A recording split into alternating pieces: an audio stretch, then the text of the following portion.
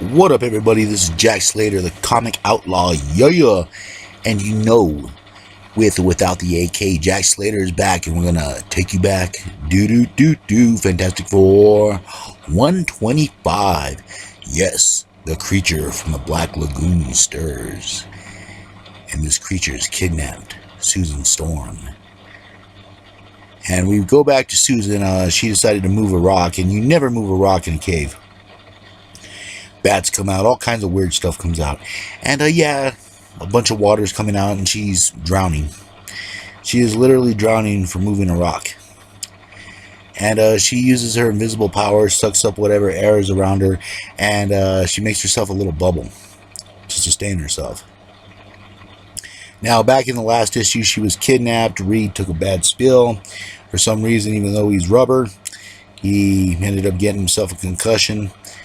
And he is, well, angry. This guy swiped, I guess, a book or a device, something or other of that nature.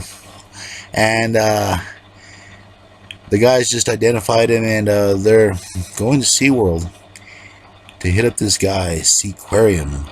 Basically, like Namor. Has the same power set, does all that cool stuff. And yeah, I guess he was a villain that got caught, and now he works at SeaWorld. Anyways, they recap on what happened. You know, these guys are aliens. I guess they were saving their eggs. And he had a female companion. She ended up taking off with the eggs and left him there. One hell of a divorce. Pretty messy. Anyways, he's looking to replace. And why not replace her with Sue Storm? I mean, she has a thing for water boys, if you know what I'm saying. Just don't tell Reed. I think he already knows. Namor for life. Anyways, she's wondering why, and the answer is pretty obvious. I mean, you'd think she would have figured it out, or is she playing hard to get? We don't know. Maybe that's the reason Reed is panicking. I mean, she's already hooked up with Namor, wink, wink. And Reed is just trying to take off. He is literally stretching his way to freedom. He is trying to find a way out of here. He is ducking and dodging the nurses, the doctors, everyone. And look at Reed's powers. Like I said, the guy is rubber.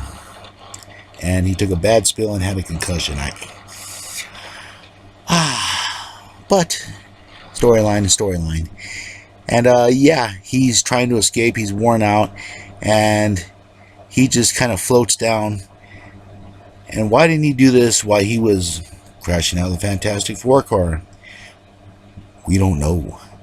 Well, they identify the person, and Johnny and Thing, being Johnny and Thing, decided to waste no time rescuing Sue from this creature in the Black Lagoon. You would think they would actually know where he is, you know, since it really wasn't that long ago, but things being the way they are, Thing decides to borrow Johnny's car. In Thing fashion, he rips the door off and decides to take off, riding along in my automobile.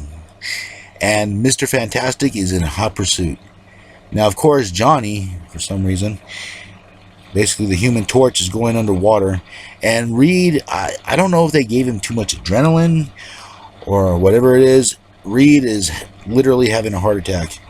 This man needs a Pepsi, some cookies, maybe some chips, and a smile.